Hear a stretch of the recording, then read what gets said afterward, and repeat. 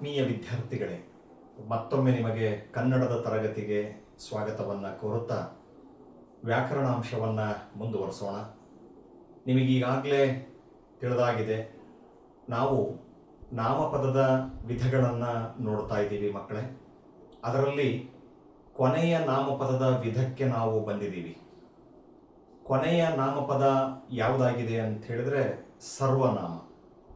ಈ ಸರ್ವನಾಮಗಳ ಬಗ್ಗೆ ನಾವೀಗಾಗಲೇ ತಿಳಿದಿದ್ದೀವಿ. ಹಿಂದಿನ ತರಗತಿಯಲ್ಲಿ ಗೊತ್ತಿದೆ, ನಾಮಪದದ ಬದಲಾಗಿ ಬಳಸುವಂತಹ ಪದಗಳನ್ನೇ ನಾವೇನಂತ ಕರಿತೀವಿ? ಸರ್ವನಾಮಗಳು ಅಂತೇಳಿ ಕರಿತೀವಿ. ಅಥವಾ ಇನ್ನೊಂದು ವ್ಯಾಖ್ಯಾನವನ್ನು ಕೂಡ ನಾನು ನಿಮಗೆ ನೀಡಿದ್ದೆ. ಅದೇನು? ನಾಮಪದದ ಸ್ಥಾನದಲ್ಲಿ ಬಂದು ಅವುಗಳ ಕಾರ್ಯವನ್ನು ನಿರ್ವಹಿಸುವ ಪದಗಳಿಗೆ ಅಥವಾ ನಾಮಪದಗಳಿಗೆ ನಾವೇನಂತ ಕರೆದ್ವಿ?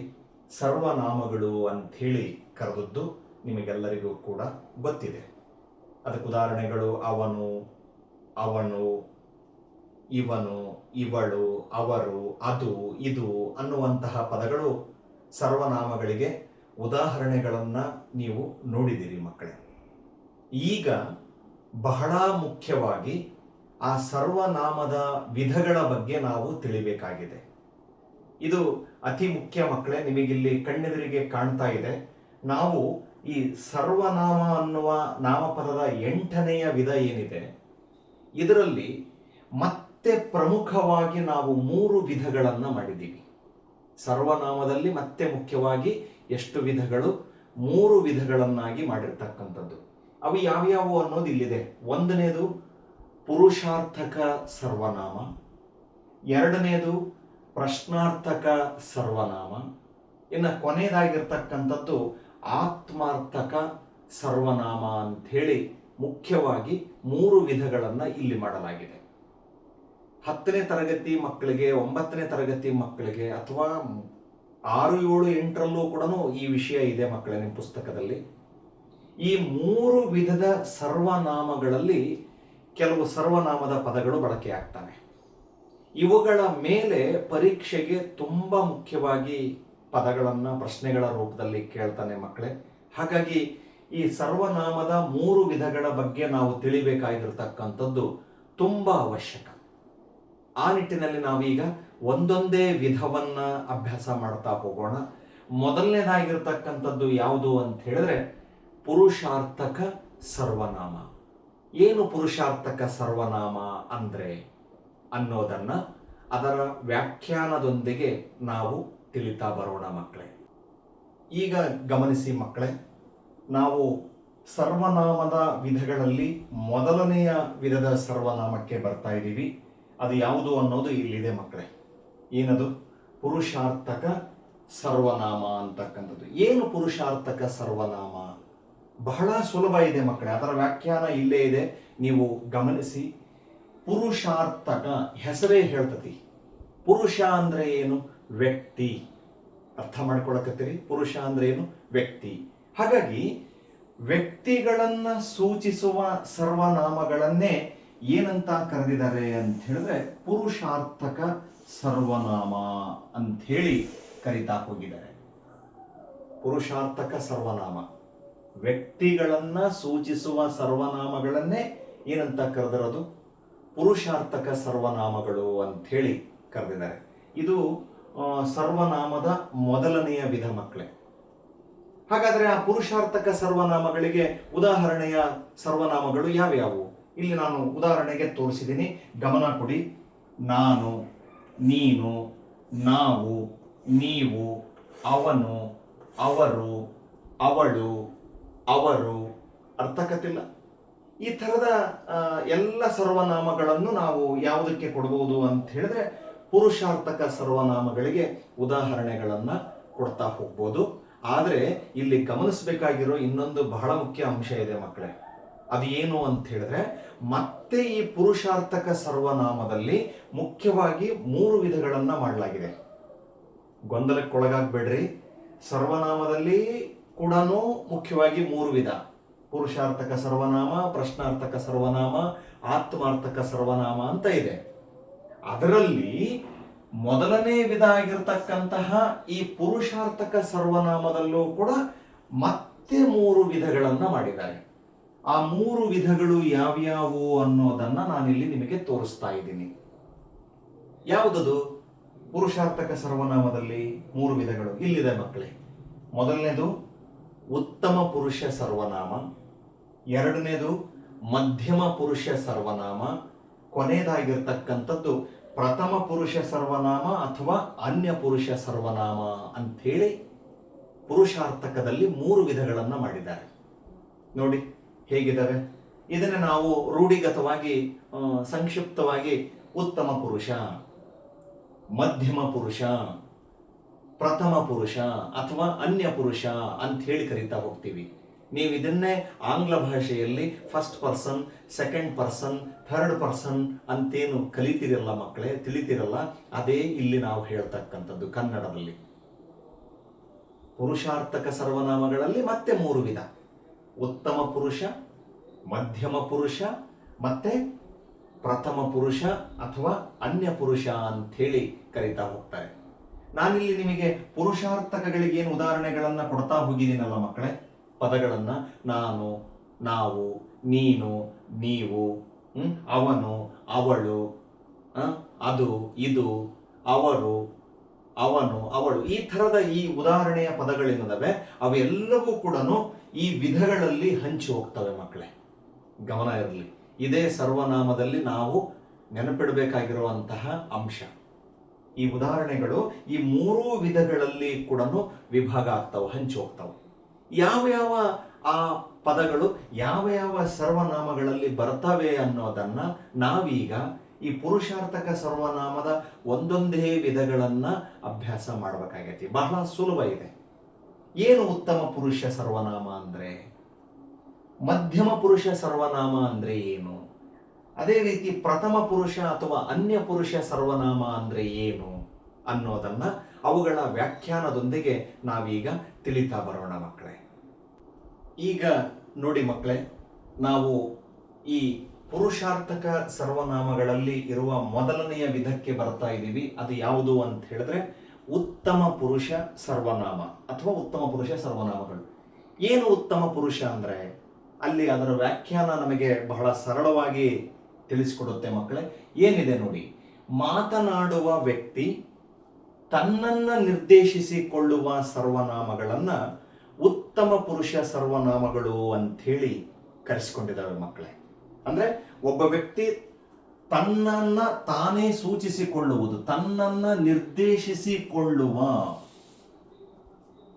ಮಾತನಾಡ್ತಕ್ಕಂತಹ ವ್ಯಕ್ತಿ ತನ್ನ ಬಗ್ಗೆ ತಾನೇ ಹೇಳಿಕೊಂಡ್ರೆ, ತನ್ನನ್ನು ತಾನೇ ಸೂಚಿಸಿಕೊಂಡ್ರೆ, ತನ್ನನ್ನ ನಿರ್ದೇಶಿಸಿಕೊಂಡರೆ ಅದನ್ನ ಸೂಚಿಸ್ತಕ್ಕಂತಹ ಸರ್ವನಾಮಗಳನ್ನ ಏನಂತ ಕರೆದಿದ್ದಾರೆ ಅಂತ ಹೇಳಿದ್ರೆ ಉತ್ತಮ ಪುರುಷ ಸರ್ವನಾಮಗಳು ಅಂತ ಹೇಳಿ ಕರೆದಿದ್ದಾರೆ ಮಕ್ಕಳೇ.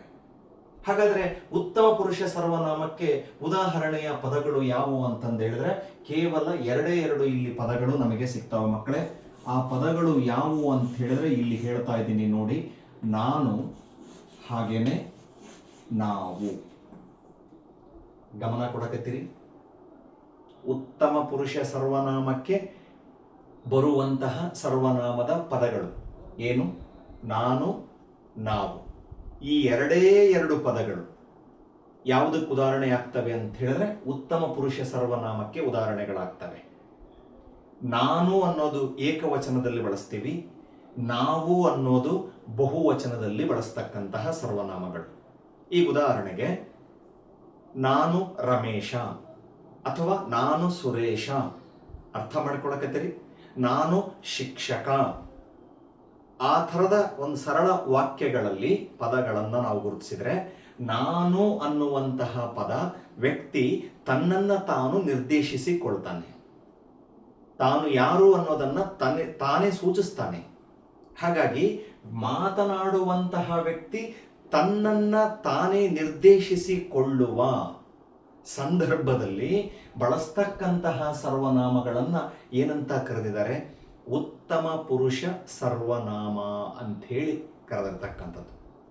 ಮಾತನಾಡುವ ವ್ಯಕ್ತಿಯನ್ನ ಸೂಚಿಸುವಂತಹ ಸರ್ವನಾಮಗಳು ಇವಾಗಿದ್ದಾವೆ. ಏಕವಚನದಲ್ಲಿ ನಾನು, ಬಹುವಚನದಲ್ಲಿ ಏನು? ನಾವು. ಈಗ ಎರಡಕ್ಕೂ ಉದಾಹರಣೆ ಕೊಡ್ತೀನಿ. ನಾನು ಶಿಕ್ಷಕ ಅನ್ನೋದು, ಅದರಲ್ಲಿ ನಾನು ಅನ್ನೋದು ಏಕವಚನ. ನಾವು ಬಳಸಿದಾಗ ನಾವು ಶಿಕ್ಷಕರು ಅಂತಂದಾಗ ಅದು ಬಹುವಚನವನ್ನ ಸೂಚಿಸ್ತತಿ. ಅರ್ಥ ಮಾಡ್ಕೊಂಡ್ರಿ ಮಕ್ಕಳೇ? ಇನ್ನೂ ಒಂದು ಉದಾಹರಣೆಯನ್ನು ಕೂಡ ನಾನು ಹೇಳ್ಬೋದು. ನಾನು ವಿದ್ಯಾರ್ಥಿ ಅನ್ನುವ ವಾಕ್ಯದಲ್ಲಿ ನಾನು ಅನ್ನೋದು ಏಕವಚನ, ವಿದ್ಯಾರ್ಥಿ ಅಂದ್ರೆ ಏಕವಚನ, ನಾನು ವಿದ್ಯಾರ್ಥಿ. ಅದನ್ನೇ ನಾವು ಬಹುವಚನದಲ್ಲಿ ಗಮನಿಸಿದಾಗ ನಾವು ವಿದ್ಯಾರ್ಥಿಗಳು. ಅರ್ಥ ಮಾಡಿಕೊಳ್ಳಕತ್ತೀರಿ? ಹಾಗಾಗಿ ನಿಮಗೆ ಬಹಳ ಸ್ಪಷ್ಟತೆ ಇರಬೇಕು. ನೆನಪಲ್ಲಿ ಇಟ್ಕೊಂಡ್ಬಿಡಿ, ನಾನು ನಾವು ಅನ್ನುವ ಈ ಎರಡು ಸರ್ವನಾಮದ ಪದಗಳು ಯಾವುದಕ್ಕೆ ಉದಾಹರಣೆಯಾಗಿದೆ ಅಂತ ಹೇಳಿದ್ರೆ, ಪುರುಷಾರ್ಥಕ ಸರ್ವನಾಮದಲ್ಲಿ ಬರುವ ಉತ್ತಮ ಪುರುಷ ಸರ್ವನಾಮಕ್ಕೆ ಉದಾಹರಣೆಗಳು ಆಗಿದ್ದಾವೆ. ಎಕ್ಸಾಮಿಗೆ ಬಹಳ ಮುಖ್ಯವಾಗಿ ಕೇಳ್ತಾನೆ, ನೆನ್ಪಿಟ್ಕೊಳ್ರಿ. ಬಹು ಆಯ್ಕೆ ಪ್ರಶ್ನೆಗಳಲ್ಲಾಗಿರಬಹುದು 10ನೇ ತರಗತಿ ಮಕ್ಕಳಿಗೆ, ಅಥವಾ ಮೊದಲೆರಡು ಪದಗಳಿಗೆ ಸಂಬಂಧಿಸಿದಂತೆ 3ನೆಯ ಪದಕ್ಕೆ ಉತ್ತರಿಸಿ ಅಂತಿರ್ತತಿ ಒಂದು ರೀತಿಯ ಪ್ರಶ್ನೆ ವಿಧ. ಅವುಗಳಲ್ಲೂ ಕೂಡ ಕೇಳ್ತಾನೆ. ಅದಕ್ಕೆ ನಿಮಗೆ ಮನದಟ್ಟಾಗಿರಬೇಕು, ನಾನು ನಾವು ಅನ್ನೋದು ಉತ್ತಮ ಪುರುಷ ಸರ್ವನಾಮಕ್ಕೆ ಉದಾಹರಣೆಯಾಗಿವೆ. ಅಂದ್ರೆ ಫಸ್ಟ್ ಪರ್ಸನ್, ವ್ಯಕ್ತಿ, ಮಾತನಾಡುವ ವ್ಯಕ್ತಿ ತನಗೆ ತಾನೇ ಹೇಳ್ಕೊಳ್ಳುವಂತಹ ಪದಗಳು ಮಕ್ಕಳೇ ಇವು. ಏನು? ಉತ್ತಮ ಪುರುಷ ಸರ್ವನಾಮಗಳು. ಈಗ ಅದರ ಎರಡನೆಯ ವಿಧಕ್ಕೆ ಬರೋಣ. ಅದು ಯಾವುದು ಅಂತ ಹೇಳಿದ್ರೆ ಮಧ್ಯಮ ಪುರುಷ ಸರ್ವನಾಮ ಅಂದ್ರೆ ಏನು ತಿಳಿಯೋಣ. ಈಗ ಮಕ್ಕಳೇ, ನಾವು ಪುರುಷಾರ್ಥಕ ಸರ್ವನಾಮದಲ್ಲಿ ಎರಡನೆಯ ಸರ್ವನಾಮದ ವಿಧಕ್ಕೆ ಬರೋಣ. ಅದು ಯಾವುದು ಅಂತ ಹೇಳಿದ್ರೆ ಮಧ್ಯಮ ಪುರುಷ ಸರ್ವನಾಮ. ಮಧ್ಯಮ ಪುರುಷ ಅಂತ ಹೇಳಿ ಕರೀತಾರೆ. ಏನು ಮಧ್ಯಮ ಪುರುಷ ಅಂದ್ರೆ? ವ್ಯಾಖ್ಯಾನ ಇಲ್ಲಿದೆ. ಮಾತನಾಡುವವನು ತನ್ನ ಮುಂದಿರುವ ವ್ಯಕ್ತಿಯನ್ನ ನಿರ್ದೇಶಿಸುವ ಸರ್ವನಾಮಗಳನ್ನ ಏನಂತ ಕರೆದಿದ್ದಾರೆ ಅಂದ್ರೆ ಮಧ್ಯಮ ಪುರುಷ ಸರ್ವನಾಮ ಅಂತ ಹೇಳಿ ಕರೆದಿದ್ದಾರೆ. ನಾನು ಅವಾಗಿಂದನೂ ಹೇಳ್ತಾ ಇದ್ದೀನಿ, ಉತ್ತಮ ಪುರುಷ ಅಂದ್ರೆ ಮಾತನಾಡುವ ವ್ಯಕ್ತಿ.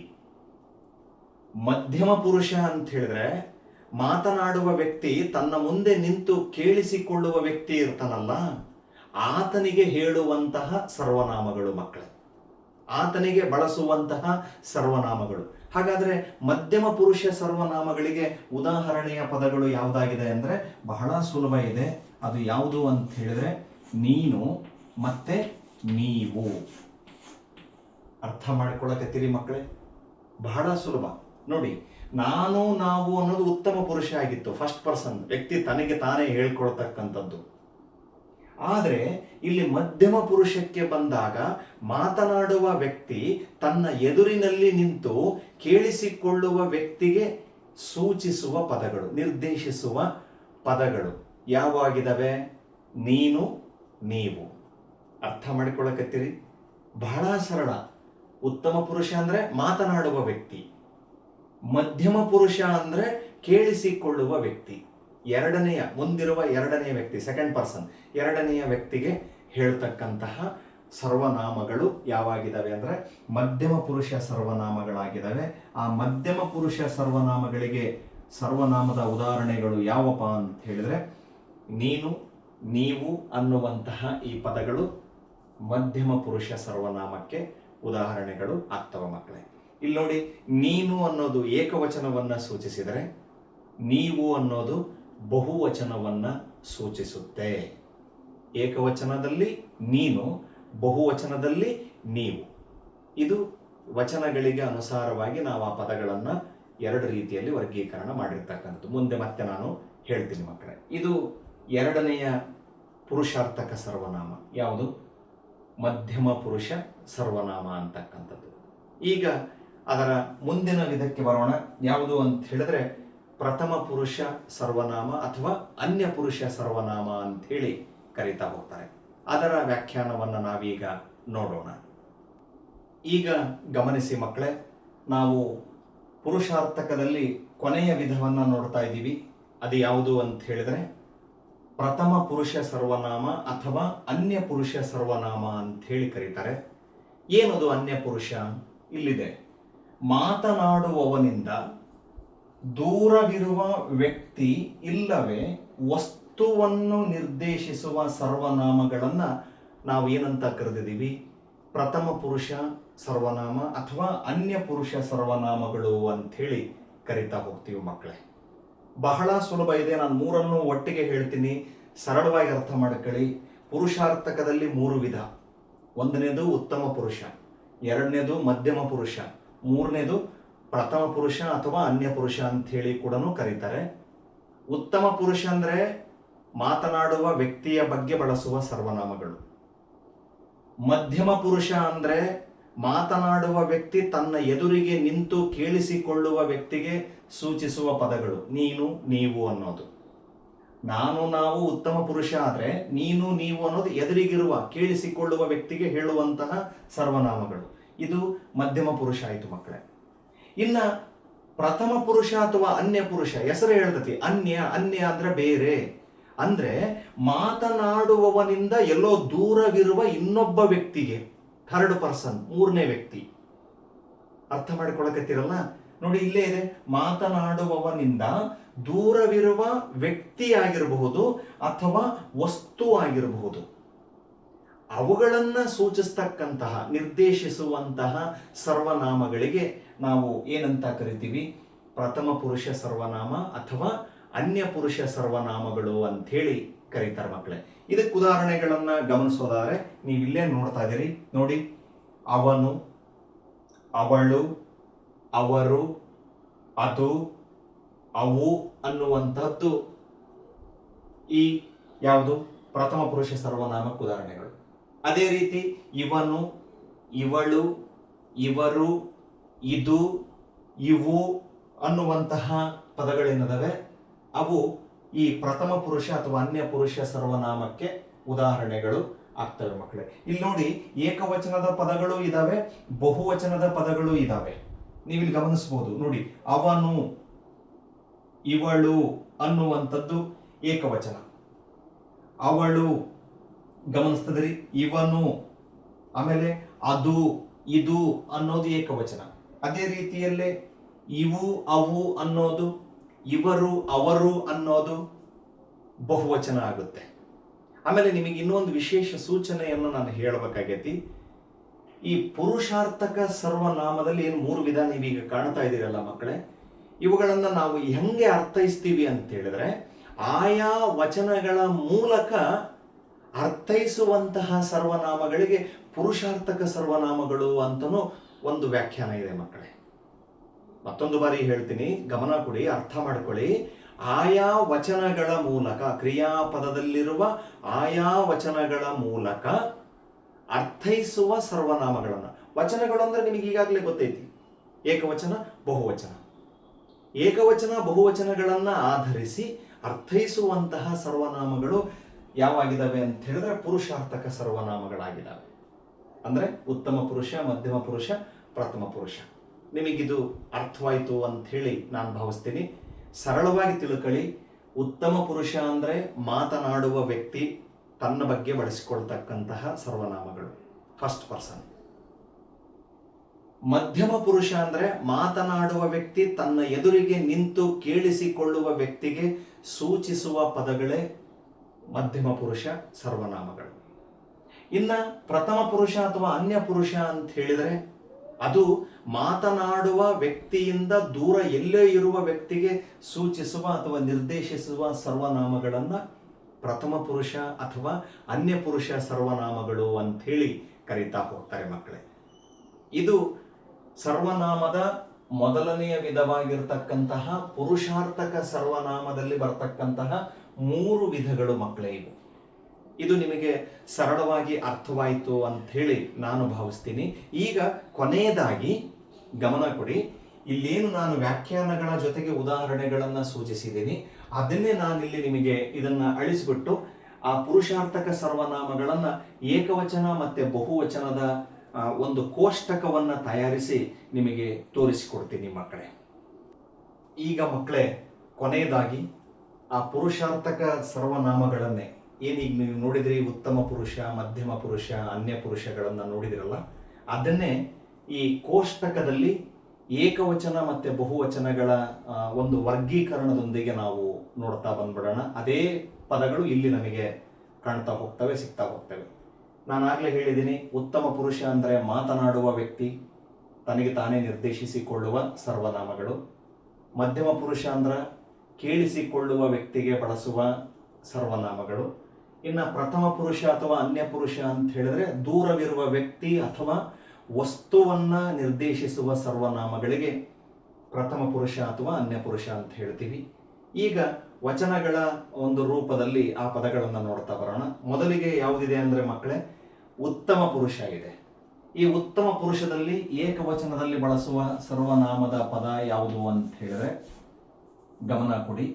ನಾನು ಅನ್ನೋದು ಉತ್ತಮ ಪುರುಷಕ್ಕೆ ಏಕವಚನಕ್ಕೆ ಉದಾಹರಣೆಗಳು ಇಲ್ಲಿದೆ. ನಾನು ನೋಡ್ತಾ ಇದ್ದೀರಲ್ಲ, ಅದೇ ರೀತಿಯಲ್ಲೇ ಬಹುವಚನಕ್ಕೆ ನಾವು ಅದನ್ನ ಬಳಸಿದ್ರೆ ಏನಾಗುತ್ತೆ ಅಂತ ಹೇಳಿದ್ರೆ ನಾವು. ನಾನು ಅನ್ನೋದು ಏಕವಚನ, ನಾವು ಅನ್ನೋದು ಬಹುವಚನ ರೂಪ ಮಕ್ಕಳೇ, ಉತ್ತಮ ಪುರುಷ ಸರ್ವನಾಮಕ್ಕೆ. ಇನ್ನು ಅದೇ ರೀತಿ ಮಧ್ಯಮ ಪುರುಷ ಸರ್ವನಾಮ ಅಂದ್ರೆ ಕೇಳಿಸಿಕೊಳ್ಳುವ ವ್ಯಕ್ತಿಗೆ ಏಕವಚನದಲ್ಲಿ ನಾವು ಹೇಳ್ತಕ್ಕಂಥದ್ದು ನೀನು, ಬಹುವಚನದಲ್ಲಿ ಹೇಳ್ತಕ್ಕಂಥದ್ದು ನೀವು. ಗಮನಿಸ್ತದಿರಿ, ಇಲ್ಲಿದೆ, ಇಲ್ಲಿ ಹೇಳಿದ್ದೀನಿ ನೋಡಿ, ಮಧ್ಯಮ ಪುರುಷ ನೀನು, ನೀವು. ಅದರಲ್ಲಿ ನೀನು ಅನ್ನೋದು ಏಕವಚನ, ನೀವು ಅನ್ನೋದು ಬಹುವಚನ ಮಕ್ಕಳೇ. ಅರ್ಥವಾಯಿತು? ಇನ್ನು ಕೊನೆಯದಾಗಿರ್ತಕ್ಕಂಥದ್ದು ಪ್ರಥಮ ಪುರುಷ ಅಥವಾ ಅನ್ಯ ಪುರುಷ. ಇದರಲ್ಲಿ ಏಕವಚನಕ್ಕೆ ನಾವು ಬಳಸಿದಾಗ ಎರಡು ರೀತಿಯಲ್ಲಿ ನಾವು ಪದಗಳನ್ನು ತಗೊಳ್ತೀವಿ. ಇಲ್ಲಿ ನೋಡಿ, ಅವನು, ಗಮನ ಕೊಡಕತ್ತೀರಿ, ಏನು ಬರೀತಾ ಇದ್ದೀನಿ, ಅವನು. ಅದೇ ರೀತಿಯಲ್ಲೇ ಅವಳು, ಆಮೇಲೆ ಅದು.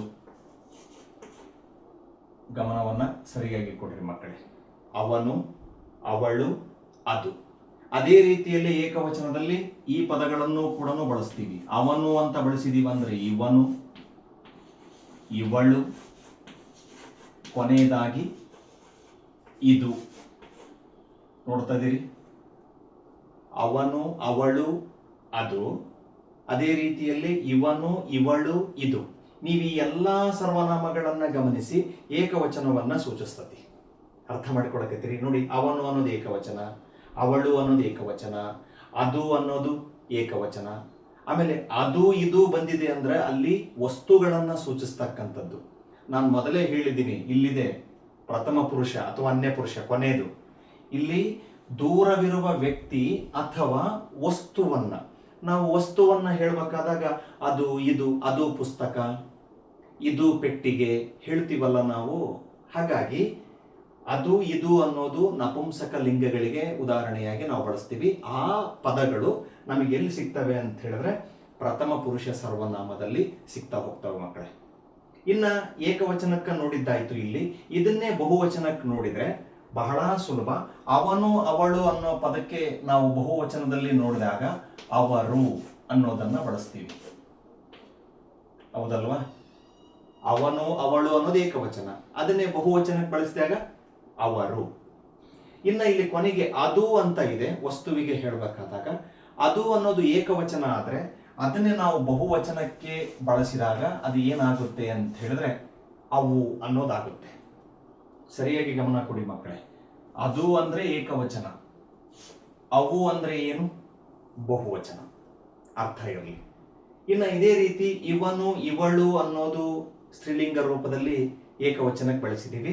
ಇದನ್ನೇ ನಾವು ಬಹುವಚನಕ್ಕೆ ಬಳಸಿದರೆ ಏನಾಗುತ್ತೆ ಅಂತ ಹೇಳಿದ್ರೆ ಇವರು. ಏನಾಗುತ್ತೆ, ಇವರು ಅನ್ನೋದಾಗುತ್ತೆ. ಇನ್ನು ಅದೇ ರೀತಿ ಇಲ್ಲಿ ನೋಡಿ, ಏಕವಚನದಲ್ಲಿ ಇದು ಅಂತ ಇದೆ, ಇದನ್ನೇ ನಾವು ಬಹುವಚನಕ್ಕೆ ಬದಲಾಯಿಸಿಬಿಟ್ರೆ ಏನಾಗುತ್ತೆ ಅಂತ ಹೇಳಿದ್ರೆ ಇವು. ನೋಡಿ, ಇವು ಅನ್ನೋದು ಬಹುವಚನ. ಇಲ್ಲಿ ಅದು, ಅವು, ಇದು, ಇವು. ಈ ರೀತಿಯಾಗಿ ಮಕ್ಕಳೇ ನಾವು ಈ ಪುರುಷಾರ್ಥಕ ಸರ್ವನಾಮದಲ್ಲಿ ಬರುವ ಈ ಮೂರು ವಿಧಗಳದವಲ್ಲ, ಉತ್ತಮ ಪುರುಷ, ಮಧ್ಯಮ ಪುರುಷ ಮತ್ತೆ ಪ್ರಥಮ ಪುರುಷ ಅಥವಾ ಅನ್ಯ ಪುರುಷ, ಇವುಗಳನ್ನು ನಾವು ಏಕವಚನ ಬಹುವಚನಗಳ ರೀತಿಯಲ್ಲಿ ವರ್ಗೀಕರಣವನ್ನು ಮಾಡ್ತೀವಿ. ನಾನು ಆಗ್ಲೇ ಹೇಳ್ದಂಗೆನೆ ಪರೀಕ್ಷೆಗೆ ಬಹಳ ಮುಖ್ಯವಾಗಿ ಕೇಳ್ತಾನೆ, ಕೆಳಗಿನವುಗಳಲ್ಲಿ ಮಧ್ಯಮ ಪುರುಷ ಸರ್ವನಾಮಗಳನ್ನು ಗುರುತಿಸಿ ಅಂತೇಳಿ ಬಹು ಆಯ್ಕೆ ಪ್ರಶ್ನೆಗಳಿಗೆ ಕೇಳ್ತಾನೆ. ಅವಾಗ 4 ಆಪ್ಷನ್ ಏನು ಕೊಟ್ಟಿರ್ತಾನೆ, ಇವನ್ನೇ ಕೊಟ್ಟಿರ್ತಾನೆ ಮಕ್ಕಳೇ. 1ನೇ ಆಪ್ಷನ್ ನಾನು, ನಾವು. ಎರಡನೇ ಆಪ್ಷನ್, ಎರಡನೇ ಆಯ್ಕೆ ನೀನು ನೀವು. ಮೂರನೇ ಆಯ್ಕೆ ಅವನು ಅವಳು. ಆಮೇಲೆ ಅದು ಇದು, ಏನೋ ಒಂದು ಕೊಟ್ಬಿಡ್ತಾನೆ ನಾಲ್ಕನೇ ಆಪ್ಷನ್. ಅವಾಗ ನಿಮಗೆ ಮಧ್ಯಮ ಪುರುಷ ಸರ್ವನಾಮ ಕೇಳಿದಾನೆ ಅಂದ್ರೆ ಸರಿಯಾಗಿ ತಿಳ್ಕೊಂಡಿರ್ಬೇಕು, ನೀನು ನೀವು ಅನ್ನೋದು ಮಧ್ಯಮ ಪುರುಷದ ಪದಗಳಾಗಿದ್ದಾವೆ. ಅರ್ಥವಾಯ್ತಲ್ಲ? ಇನ್ನು ಮೂರನೇ ಪದಕ್ಕೆ ಉತ್ತರ ಬರೆಯೋದ್ರಲ್ಲೂ ಕೂಡ ಕೇಳ್ತಾನೆ ಸಹ ಸಂಬಂಧದ ಪ್ರಶ್ನೆಗಳಲ್ಲಿ. ಏನ್ ಮಾಡಿಬಿಡ್ತಾನೆ, ಇವನು ಇವಳು, ಅವನೇ ಕೊಟ್ಟಿರ್ತಾನೆ ಒಂದು ಪ್ರಶ್ನೆನ. ಇವನು ಇವಳು ಪ್ರಥಮ ಪುರುಷ ಸರ್ವನಾಮ.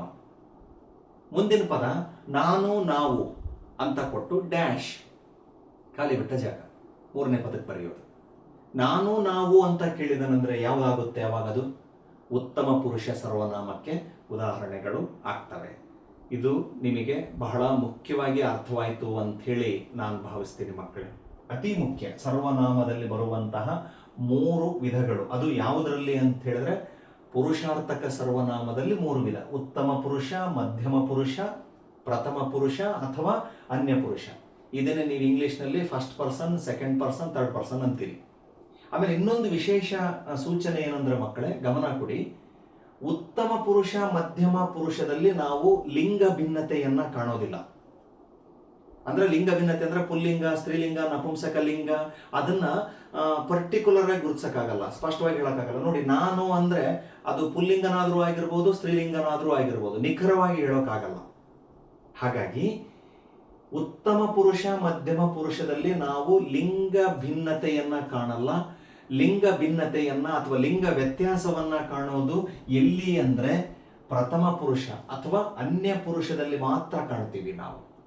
ಅಂದ್ರೆ ನಮಗೆ ಪ್ರತ್ಯೇಕವಾಗಿ ಗೊತ್ತಾಕತಿ. ಇಲ್ಲಿ ನೋಡಿ, ಅವನು ಅಂದ್ರೆ ಪುಲ್ಲಿಂಗ, ಅವಳು ಅಂದ್ರೆ ಸ್ತ್ರೀಲಿಂಗ, ಅದು ಅಂದ್ರೆ ನಪುಂಸಕಲಿಂಗ. ಅಂದ್ರೆ ಲಿಂಗಗಳಿಗೆ ಸಂಬಂಧಪಟ್ಟಂತೆನೆ ಸರ್ವನಾಮಗಳನ್ನ ನಿರ್ದಿಷ್ಟವಾಗಿ ಗುರುತಿಸೋದು ಎಲ್ಲಿ ಅಂದ್ರೆ ಕೊನೆಯ ವಿಧ ಪುರುಷಾರ್ಥಕ ಸರ್ವನಾಮವಾದ ಏನದು ಪ್ರಥಮ ಪುರುಷ ಅಥವಾ ಅನ್ಯ ಪುರುಷ ಸರ್ವನಾಮದಲ್ಲಿ ಮಾತ್ರ ನಾವು ಲಿಂಗ ಭಿನ್ನತೆಯನ್ನ ಕಾಣ್ತೀವಿ. ಬಿಟ್ರೆ ಉತ್ತಮ ಪುರುಷ ಮತ್ತೆ ಮಧ್ಯಮ ಪುರುಷದಲ್ಲಿ ನಾವು ಲಿಂಗ ಭಿನ್ನತೆಯನ್ನ ಕಾಣೋದಿಲ್ಲ. ನೋಡಿ, ನಾನು ನಾವು ಅಂದಾಗ ಅದು ಪುಲ್ಲಿಂಗ ರೂಪನಾದ್ರೂ ಆಗಿರಬಹುದು, ಸ್ತ್ರೀಲಿಂಗ ರೂಪನಾದ್ರೂ ಆಗಿರಬಹುದು. ನೀನು ನೀವು ಅಂದಾಗ ಪುಲ್ಲಿಂಗ ಅರ್ಥವನ್ನಾದರೂ ಸೂಚಿಸಬಹುದು, ಸ್ತ್ರೀಲಿಂಗ ಅರ್ಥವನ್ನಾದರೂ ಕೂಡ ಸೂಚಿಸಬಹುದು. ಆದರೆ ಇಲ್ಲಿ ಬಂದಾಗ, ಎಲ್ಲಿ ಪ್ರಥಮ ಪುರುಷ ಸರ್ವನಾಮಕ್ಕೆ ಬಂದಾಗ ನಮಗೆ ಇಲ್ಲಿ ಗೊತ್ತಾಗುತ್ತೆ. ನೋಡಿ, ಅವನು ಹುಡುಗ ಅಂದಾಗ ಅವನು ಅನ್ನೋದೇನು ಪುಲ್ಲಿಂಗ ರೂಪ.